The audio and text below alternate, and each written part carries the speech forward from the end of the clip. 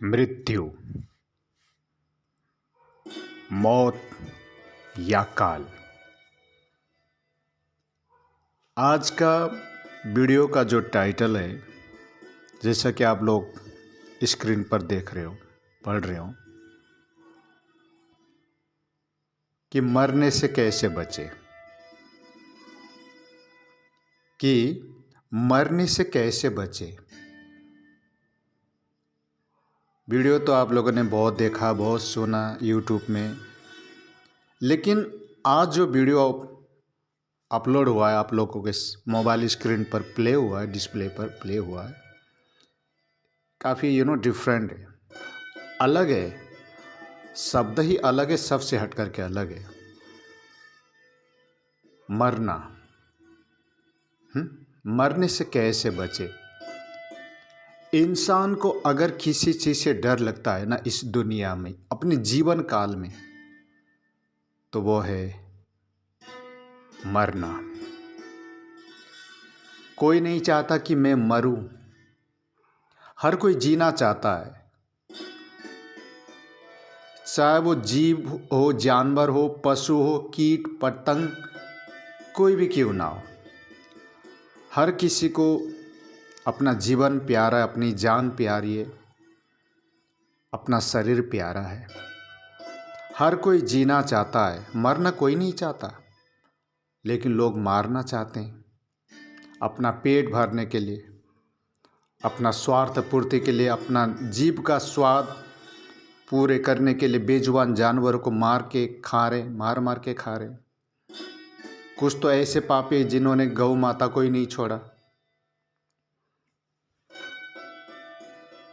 तो हम लोग पता नहीं, समझ में नहीं आ रहा कि ऐसे पापी लोगों की मैं अगर बात करूं, तो ये खाने के लिए पैदा हुए,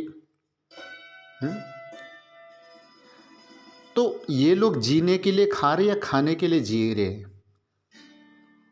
कुछ समझ में नहीं आता।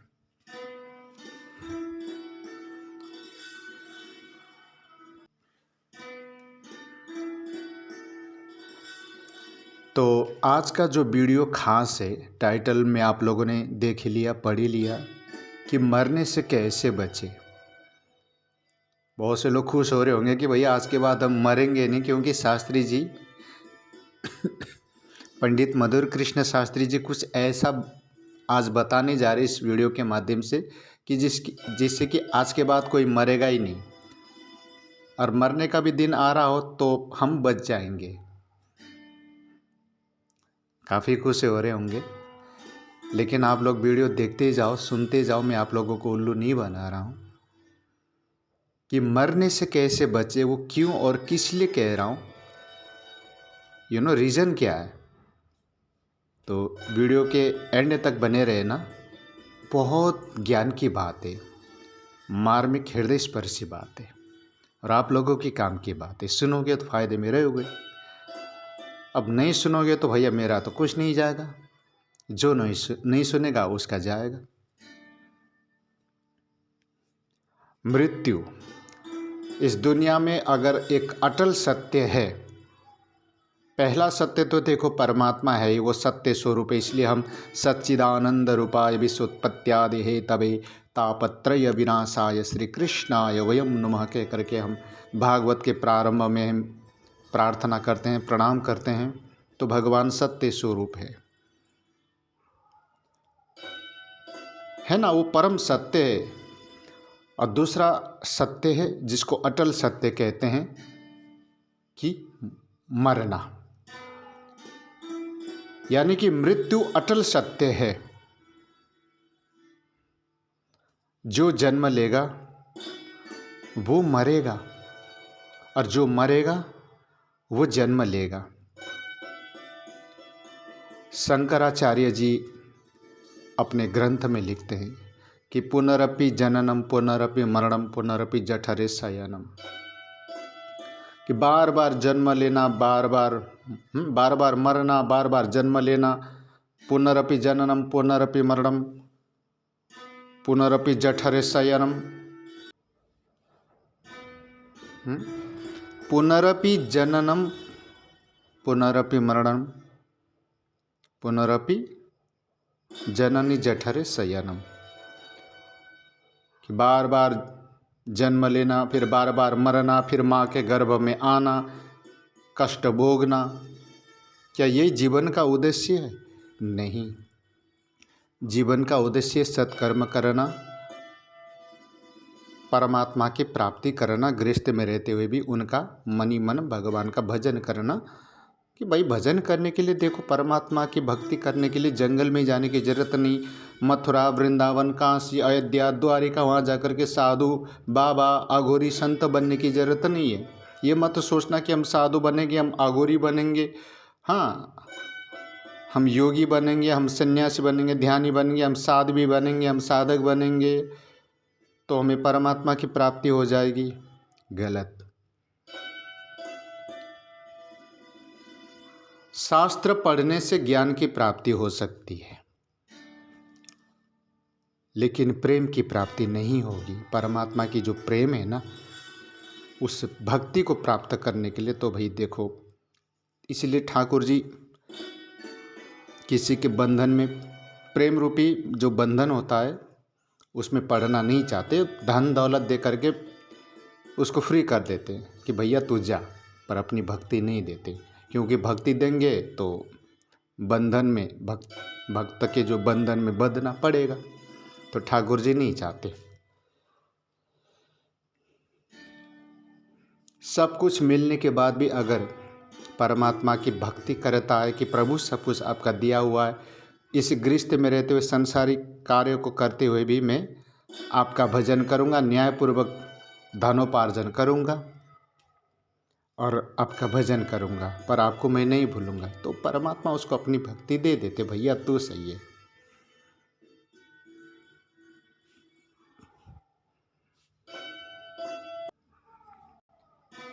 तो आज का विषय मृत्यु के ऊपर चल रहा है।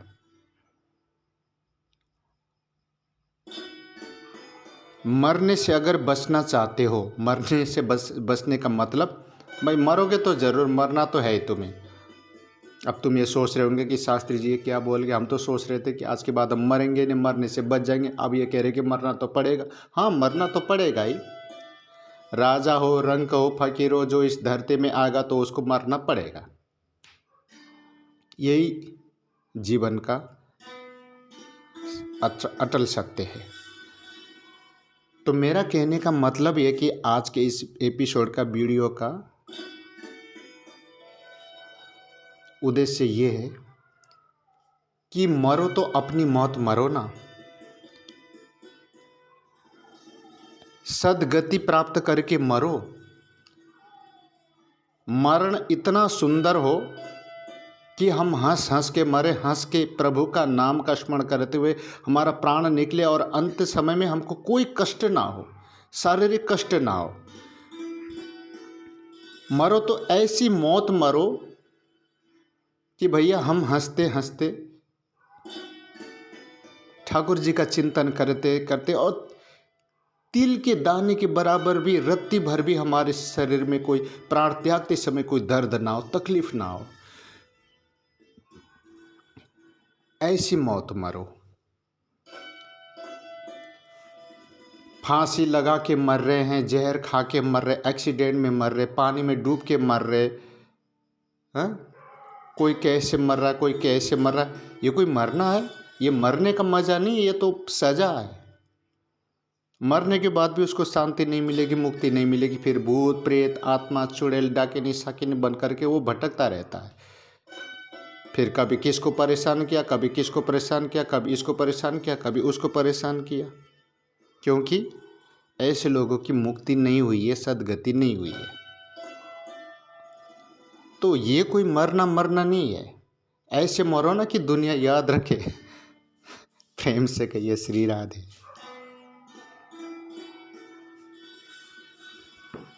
भाई ऐसा मरना मरो कि दुनिया याद रखे।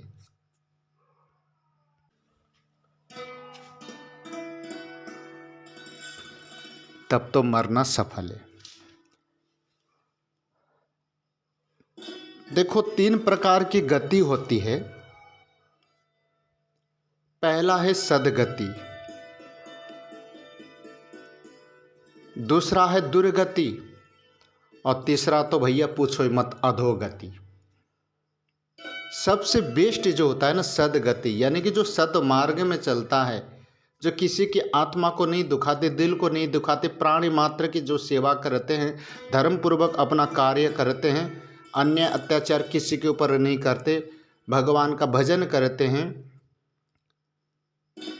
तो ऐसे लोगों को जब मिलती है तो वो सदगति मिलती है। तो प्राण त्यागते समय उससे थोड़ा सा भी कष्ट नहीं होता है, और उनको इतना तक पता चल जाता है कि कब मेरा प्राण निकलने वाला है। दूसरा है दुर्गति, जो कभी भगवान का पूजन नहीं किया, जो जी में आया वो खाया पिया, जो जी में आया वो उल्टा सीधा कर्म किया, कुकर्म किया, पाप कर्म किया, अधर्म के काम में पैर आगे बढ़ा, कभी किसी को सुख नहीं दिया, सबके गरीबों के आंखों में आंसुओं को लाया।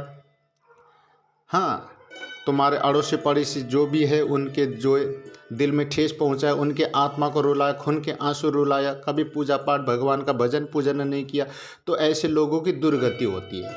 कहते ना कि जैसे कुत्ते की मौत, कोई उसको लाश को जलाने वाला नहीं, सड़ सड़ के मर रहा है। तो ऐसे लोगों की दुर्गति होती है, ऐसी जगह जाके मरते कि जहाँ कोई इसको मतलब दाग देने वाला भी नहीं है। उसकी बॉडी के मतलब चिथड़े चिथड़े उड़ जाना, मतलब पूछो ही मत।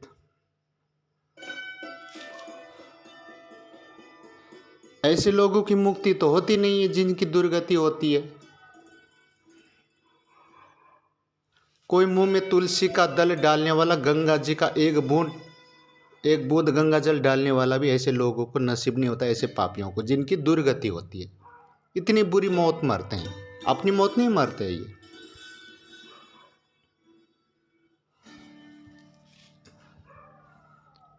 ठीक है। और जो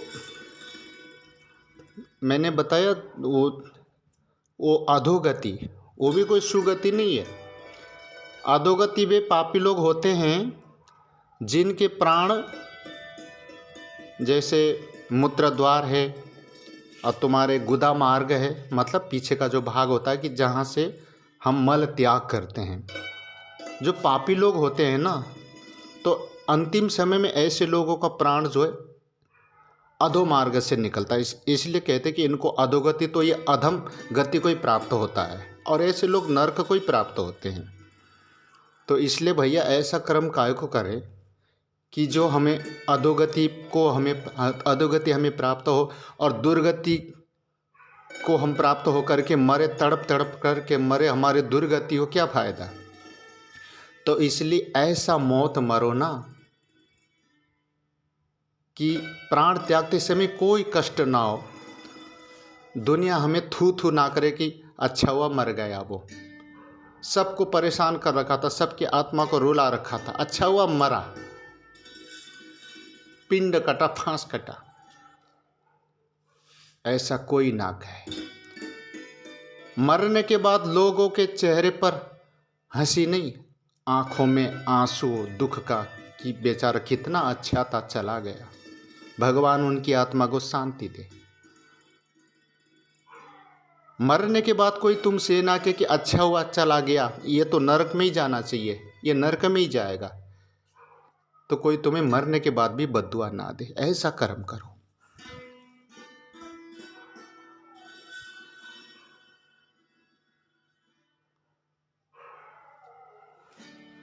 क्योंकि ये जो मानव जन्म है ना, बार बार नहीं मिलता है। 84 लाख योनियों को जब भोगता है जीव, भोगने के बाद तब जाकर के ये देव दुर्लभ मानव शरीर मिला है। हमें देवता लोग भी तरसते हैं कि प्रभु हमें मनुष्य योनि दो। क्यों, देवता को क्या ज़रूरत है? क्यों, वो भी चाहते हैं कि मैं भगवान के भजन पूजन करे। ये भगवान का जो भजन पूजन का जो भी सुख है ना, वो लौकिक सुख, आध्यात्मिक सुख वहाँ स्वर्ग में नहीं है, इसी पृथ्वी में है, इस धरती में है। और चाहे नेपाल की धरती हो या भारत की धरती हो, कहीं की भी धरती हो, खैर 2 धरती तो पावन पवित्र है, एक हिंदू राष्ट्र नेपाल की भूमि और हमारे भारत की भूमि, भारत माता। माँ एक ही है, वो चाहे नेपाल की हो चाहे यहाँ की हो, धरती माता एक ही है। कोई उससे नेपाली माँ है ना, नेपाली माता कहता है, कोई भारतीय माता कहता है, तो माँ ही है।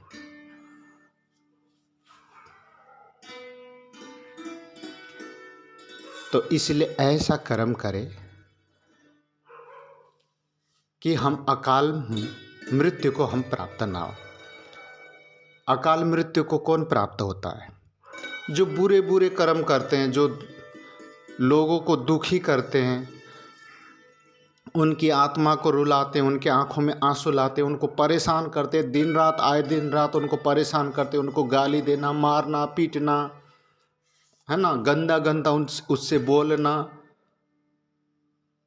तो ऐसे लोग कभी सुख नहीं पाते। ऐसे लोग अपने किए हुए कर्म का जब घड़ा भर जाता है ना, तो किसी ना किसी बहाने वो मौत को प्राप्त होता है, या फिर कोई एक्सीडेंट उनका हो जाएगा, या फिर हॉस्पिटलाइज होएगा। कुछ ना कुछ तो होगा कि इसी जन्म में मरने से पहले भुगतना पड़ेगा, और मरने के बाद जो पनिशमेंट मिलेगी वो अलग है।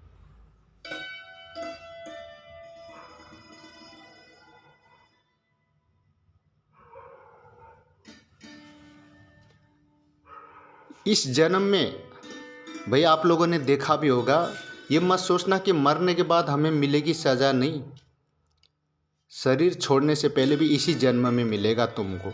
मरने से पहले जब प्राण त्यागते समय तुम लोगों ने देखा भी होगा कि लोग मल मूत्र टट्टी पेशाब तक कर देते। क्यों? उसको देखो, प्राण त्यागने से पहले ना वो 15-20 मिनट का वो समय होता है, उसको अपने जीवन में, अपने जीवन काल में उसने बचपन से लेकर के अब ये मरते प्राण त्यागते समय तक जो जो उसने कुकर्म वगैरह किया है, अच्छा बुरा जो भी कर्म किया है, सब आंखों के सामने। जैसे तुम्हारे सामने मोबाइल चल रहा है, मोबाइल के डिस्प्ले में मूवी प्ले होता है, तो टीवी में जैसे पिक्चर, जैसे नाटक सीरियल चलता है ना, तो ऐसे उसके आंखों के सामने पूरा सीरियल चल जाता है। परमात्मा उसका जो कर्म होता है उसे दिखा देता है कि देख, मरने से पहले तू देख तूने क्या क्या किया था, कितना तूने अच्छा कर्म किया था, कितना तूने बुरा कर्म किया था। तो देख देख करके उससे रोना आता, आंखों से आंसू निकलता है। कुछ कर्म तो उसके इतने गंदे कर्म है कि जिसको देख करके टट्टी पेशाब तक निकलता है। क्यों? क्योंकि यमराज के दूत उसके सामने खड़े हो जाते हैं, बहुत काले काले मुष्टंडे, क्योंकि वो डर और भय के मारे टट्टी पेशाब कर देता है। अब तुम्हारे आफंत को तो दिखता नहीं है, लेकिन जो प्राण त्याग रहा है, जो मरने को जा रहा है ना, जिसके प्राण निकल रहे, उसी को ही दिखते हैं वो, और किसी को नहीं दिखते।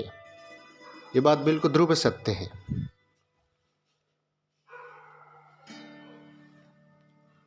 प्रेम से कही श्री राधे।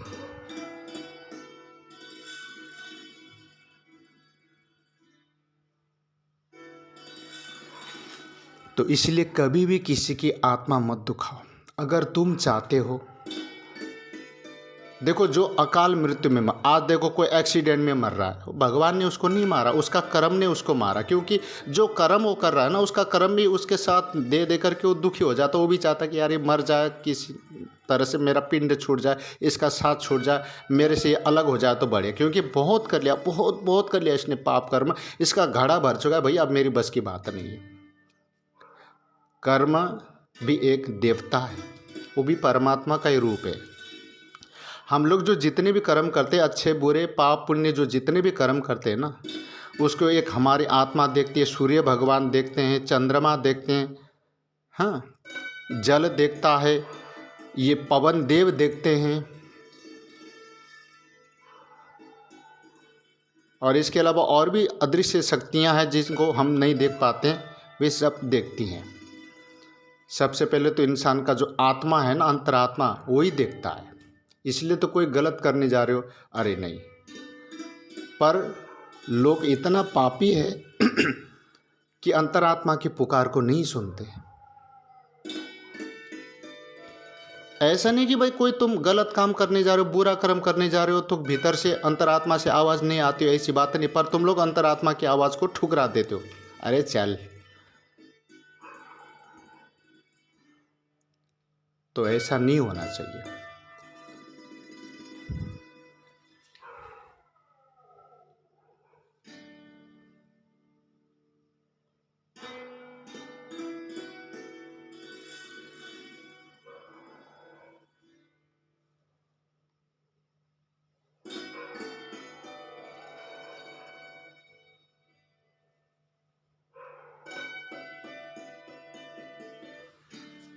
इसलिए मैंने बोला था कि मरने से कैसे बचे। मरने से कैसे बचे का मतलब इस वीडियो का मकसद जो भी है, उद्देश्य ध्येय यही है मेरा। मरने से कैसे बचे का मतलब ये नहीं कि तुम लोग मरोगे नहीं, मरोगे तो ज़रूर, सबको मरना है, पर मरने से कैसे बचे का मतलब तुम दुर्गति को प्राप्त ना हो, अधोगति को प्राप्त ना हो। अकाल मृत्यु मत मरो, ऐसे अकाल मृत्यु से मरने से बचे, दुर्गति से मरने से बचे, अधोगति में जाने से, अधोगति की तरह से मरने से बचे। इसके ऊपर ये वीडियो है कि ताकि तुम लोग मरो तो अच्छी मौत मरो, बुरी मौत मरने से बचो।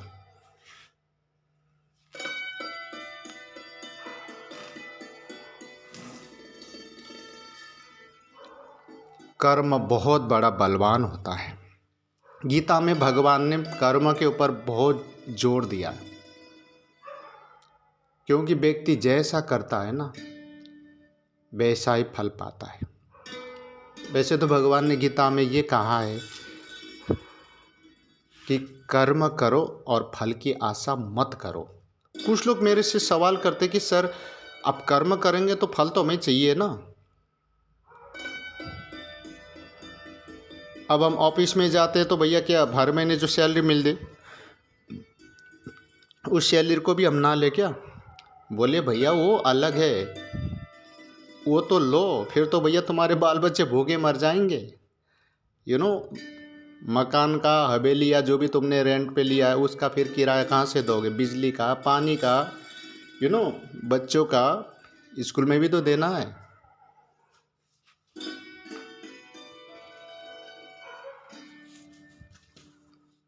वो तो तुम्हें मिल जाएगा सैलरी, वो सांसारिक वो है।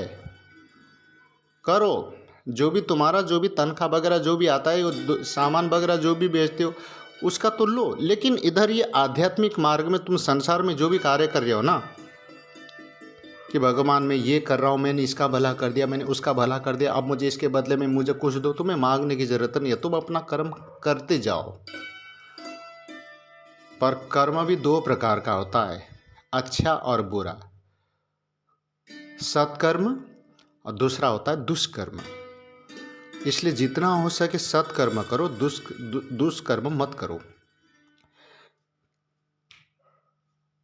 देखो, भगवान, देवी देवता, नवग्रह ये किसी को अच्छा या बुरा फल नहीं देता है।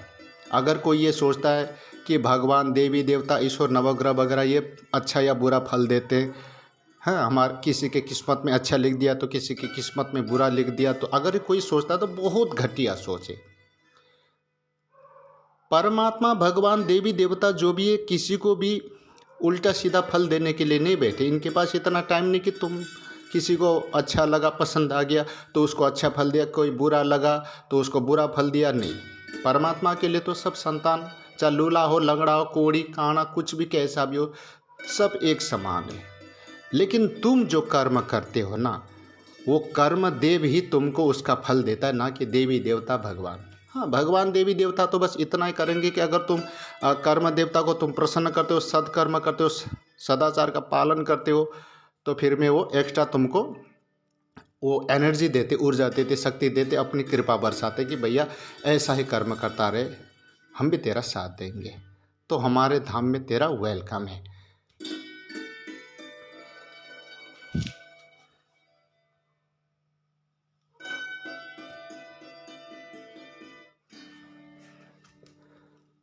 ठीक है ना? कर्म करने के लिए जीव स्वतंत्र है, लेकिन उसका जो फल मिलता है ना, उसमें वो स्वतंत्र नहीं है।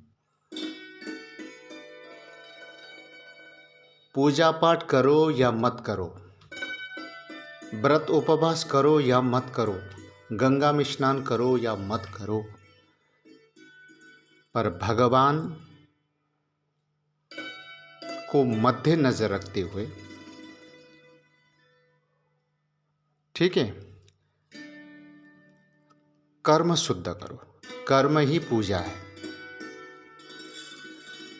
अपने कर्म को सुधारो। जिसने अपने कर्म को सुधारा उसकी तो मौत भी सुधर गई, मृत्यु भी सुधर गया, उसका जीवन सुधर गया। ये लोग तो सुधरा ही सुधरा, परलोक भी सुधर गया। एक पीढ़ी नहीं 7 पीढ़ी तार दी उसने। तो भैया कर्म की बहुत बड़ी महिमा है। जैसा हम करते हैं वैसा हमें मिलता है।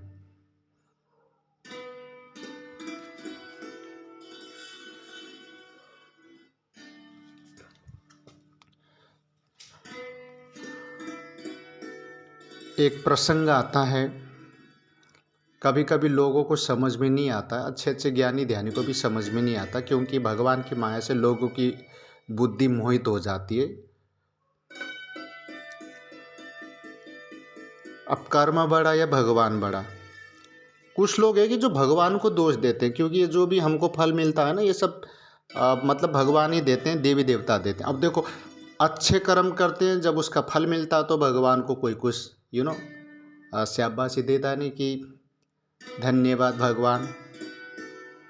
जब बुरा कर्म करता है, किसी का दिल दुखाता है, तो उसका फल मिलता है, तो लोग भगवान को ही अब दोष देते। कुछ लोग तो बुरी बुरी गालियां देते हैं कि भगवान तूने मेरे साथ बहुत बुरा किया। अब बता बेचारे, भगवान ने तेरे साथ क्या बुरा किया भाई? तूने देखा क्या कि तेरे साथ आकर के बुरा किया, तुझे बद्दुआ दे? कोई सबूत, कोई प्रमाण है या कोई सीसीटीवी फुटेज है तेरे पास कि भाई फलाने जगह तेरा ऐसा होगा, तेरा ये होगा, तो वो तेरा ऐसा बुरा होगा, वैसा बुरा होगा? खामोखा भगवान को दोष दे रहे हैं, अपने कर्म को दोष नहीं दे रहा है। लोग जब बुरा उल्टा सीधा कर्म करते उसका फल तो मिलना है और मिलेगा जरूर 100%। तो फिर नवग्रह को दोष देते, नवग्रह को मनाने लगते, अरे यार मेरा तो शनि ग्रह है, मतलब शनि खराब है, मेरा व्यापार बिजनेस नहीं चल रहा, शनि खराब है, अरे मेरे घुटने में दर्द हो रहा। हालांकि ये शनि के वजह से होता है, किसी का मन चंचल है, चंद्रमा से प्रॉब्लम होने की वजह से ये जुखाम वगैरह होना। बट ये सब देखो शारीरिक बीमारी वगैरह जो हमारे खान पान के गलती से होता है।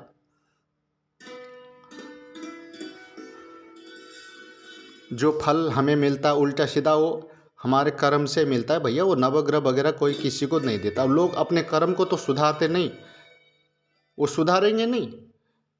पीपल के पेड़ में दिया जलाएंगे, पता नहीं, हाँ, बुधवार को गैया को जो है हरी घास खिलाए, अच्छी बात है, खिलाओ, करना भी चाहिए, दीपक जलाना भी चाहिए, लेकिन पहले अपने कर्म को तो सुधारो।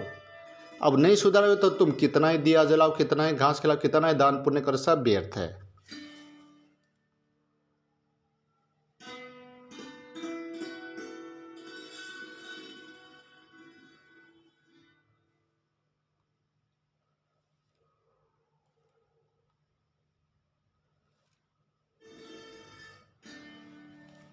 सब व्यर्थ है। जयपुर में एक माता जी, मैं जब श्रीमद् भागवत की कथा के लिए मैं गया था, जयपुर में मुरलीपुरा रोड है। एक बार की बात है, जब मैं भागवत की कथा करने गए तो शाम के समय उस माता जी ने, अब माता जी बोलो या आंटी जी कुछ भी लगा लो, तो कहा कि व्यास जी, हाँ बोलिए माँ। बोले आज रात का जो खाना है हमारे यहाँ, आप अपने पूरे परिकर सहित आप पधारिएगा। मैंने कहा ठीक है जी, राधे राधे। तो हम खाना खाने के लिए चले गए रात को 8 बजे। अब तो वहाँ कोई भी तस्वीर नहीं, कोई भगवान की कोई फोटो वगैरह नहीं। वैसे तो स्वागत सत्कार तो बहुत बढ़िया किया, भगवान का नाम भी लिया कि राधे राधे, आइए विराजिए।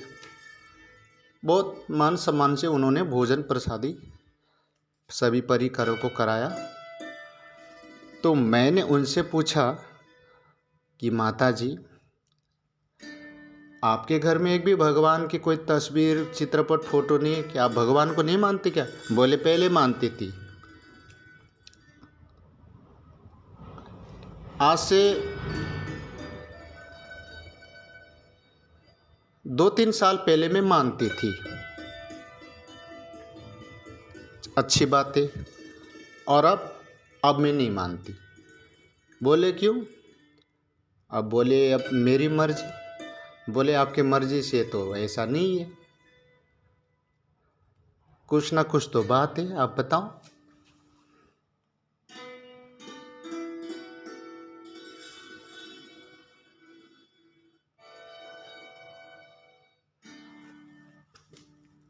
तो मैंने पूछा बताओ माता जी। बोले मैं पहले बहुत पूजा पाठ करती थी, एकादशी का ऐसा कोई एकादशी मैं नहीं छोड़ता था कि महीने में 2 एकादशी आती उनका मैं व्रत करती। सत्यनारायण व्रत अलग, बृहस्पति का अलग, मतलब 7 बार का व्रत, दुनिया भर का ऐसा कोई तीर्थ नहीं छोड़ा, परिक्रमा वगैरह सब कुछ। इतनी बड़ी भक्ति आप भक्ति करती आप फिर भी छोड़ दिया? बोले हाँ। बोले कारण, रीजन, व्हाट्स अ प्रॉब्लम? बोले मेरा जो पतिदेव है ना वो कैंसर से मर गए। लो कर लो बात। तो भैया मैंने खूब प्रार्थना की कि प्रभु बचा लो बचा लो बचा लो। खूब मैंने प्रार्थना की, मन्नतें मांगी, ब्राह्मण को भी भोजन कराया, लेकिन वो चल बसे। तो भगवान ने मेरे पति को मार दिया। मैंने सोचा कि जब भगवान पुकार ही नहीं सुनते, ऐसे भगवान की पूजा करने से क्या फ़ायदा। तो मैंने पूरा तस्वीर फस्वीर सब हटा दिया, गंगा जी में बहा दिया। लो कर लो बात। फिर भैया हमने उन माता जी को जैसे तैसे समझाया कि भैया देखो उनका इतना ही जीवन लिखा था। अब ये जो कैंसर उनको हुआ कोई इस जन्म के प्रॉब्लम से, खान पान के प्रॉब्लम से थोड़ी हुआ है। ये तो उनके भैया पूर्व जन्म का कर्म है जो रोग, कैंसर के रोग रूप में इनको हुआ। और जितना आपने पैसा लगाया भैया होगा कोई कर्ज वगैरह जो इसमें दवा पानी में लग गया। अब इतना ही इनका जीवन लिखा था तो भैया इतना ही ये जिए। तो इसमें भगवान की क्या गलती भाई? वो सब जन्म लेते ही सब कुछ फिक्स हो जाता कि कौन कितने साल जिएगा, कौन कहाँ कैसे मरेगा और कहाँ जाके मरेगा। लेकिन अगर व्यक्ति सत्कर्म करता है, भगवान की भक्ति करता है, तो फिर वो भी चेंज हो जाता है। वैसे तो लोग अपनी मौत का गड्ढा खुद ही खोदता, अपने पैर में कुल्हाड़ी खुद मारता। शास्त्रों ने खूब समझाया, ऋषि मुनियों ने, हमारे प्राचीन ऋषि मुनियों ने, लेकिन ना तो ऋषि मुनियों की बात मानेगा वो, ना तो शास्त्रों की बात मानेगा, ना ज्ञानी ध्यान योगी की, ना पंडितों की, ना भक्तों की वो बात मानेगा। जब उसको है ना गलत मार्ग में जाना होगा तो भैया चोटी पकड़ के भी उसको मना करो तो नहीं मानेगा, क्योंकि विनाश काले विपरीत बुद्धि, विनाश को प्राप्त हो रहा है।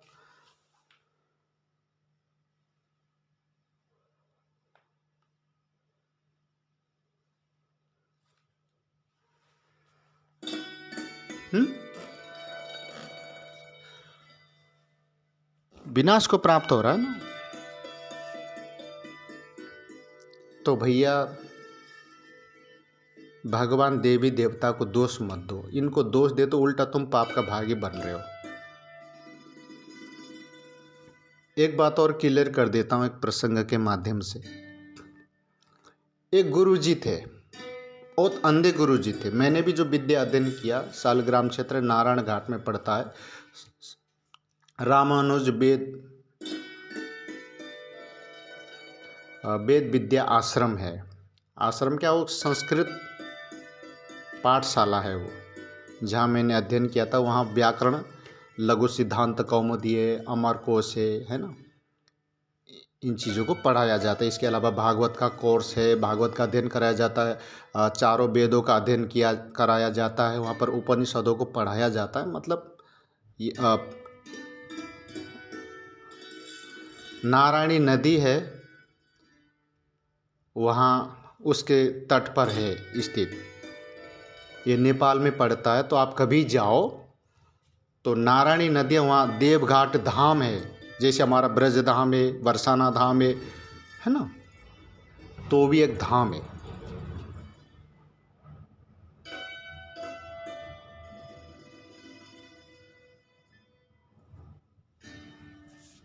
तो वहाँ सालग्राम क्षेत्र कहते हैं उसको, सालिग्राम क्षेत्र। ये जितने भी सालग्राम वगैरह तो मुक्तिनाथ तुम्हारे ये सालग्राम क्षेत्र नारायण घाट से ही लोग लाते हैं। तो आज भी देखना हुआ गज और ग्रह का युद्ध हुआ था, तो बड़े बड़े मतलब पत्थर है, चट्टान, उसमें जो हाथी के पैर के निशान आज भी देख लेना कभी जाओ तो, मतलब उस समय इतना मतलब वो पत्थर कोमल था। मैं तो खूब राम स्नान किया हूँ, मैंने जो वैष्णवी दीक्षा भी वहीं से लिया भैया, मेरा तो जीवन धन्य हो गया। तो वहाँ जड़ भरत जी का आश्रम था। ये वही जगह भागवत की कथा में आप लोग ने श्रवण किया, सुना है होगा कि एक मृग भरत जी को इतना मोह हो गया था। ये वो वाला भरत नहीं है जो राम जी का छोटा भाई, ये अलग भरत है।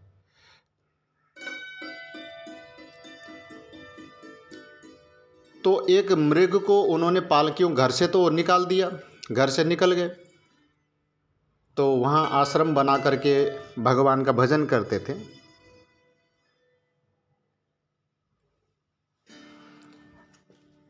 भगवान का भजन तो करते थे, ज्ञानी ध्यानी थे, लेकिन उस मृग में इतना मोह हो गया, इतना मोह हो गया भैया, उससे प्रेम हो गया। अब तो उनकी जो भजन भी छूट गया। कहाँ तो पहले वो 21 माला करते थे, फिर वो 15 में आ गए, फिर 10 में, फिर 5 में, फिर 1-2 में आ गया, अब वो भी छूट गई। तो इतना मोह हो गया भरत जी को उस मृग से। ये भागवत में आता है, ये जो प्रसंग है, तो ये वहाँ की कथा है। तो एक दिन क्या होता है कि एक शेर उस हिरण के पीछे वो पड़ जाता है। तो उस समय वो गर्भिणी थी, मतलब गर्भवती थी, उसके पेट में हिरण का जो है बच्चा था। तो उसने भय के मारे क्या किया भैया, गंगा जी में जो नारायणी नदी है उसमें 9 नदियाँ मिली है आपस में, तो इसलिए उसका नाम नारायणी कहते हैं। जैसे नारायण है तो वो नारायणी यानी कि लक्ष्मी स्वरूपा वो गंगा है। तो ऐसी छलांग मारी भैया कि उसका गर्भ उसी पानी में गिर गया। अब उस बच्चे को पाला पोसा बड़ा किया, मतलब वो तो बेचारी चल बसी, अपना प्राण त्याग दिया, बह गई नारायणी नदी में, गंगा जी में, लेकिन इसको पाल पोस करके बड़ा किया भैया। इतना मोह हो गया, इतना मोह हो गया भैया कि अगला जन्म इनका हिरण के उसमें ही हुआ।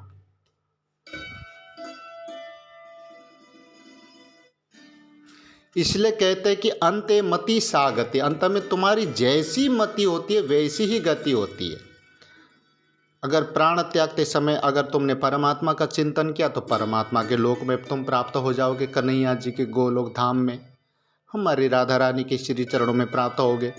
अब मरते समय तुमने सोचा कि कुटुंब वगैरह, तो भैया उसी में तुम दोबारा जन्म लोगे, है ना। वो जो शंकराचार्य जी ने कहा था कि पुनरपि जननम पुनरपि मरणम पुनरपि जठरे शयनम, बार बार जन्म लोगे, मरोगे, माता के गर्भ में आओगे।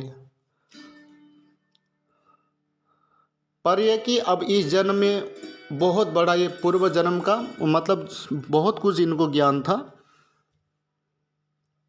तो इन्होंने ज्ञान दिया राजा रहुगण को। खैर अब इधर ये कथा तो मेरे को कहनी नहीं है, बात मृत्यु के ऊपर है। तो अंतिम समय में परमात्मा का चिंतन करो।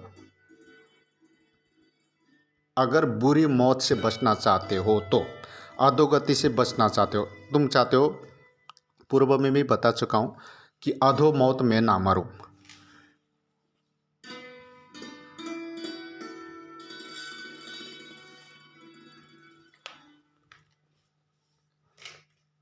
एक 2 प्रसंग और मैं सुनाता हूँ। वृंदावन अभी तो काफ़ी डेवलप हो चुका है। मैं लॉकडाउन से पहले मैं गया था, 2001 में मैं श्रीधाम वृंदावन में आया था। मैं उधर में अध्ययन वगैरह किया श्रीमद् भागवत जी का।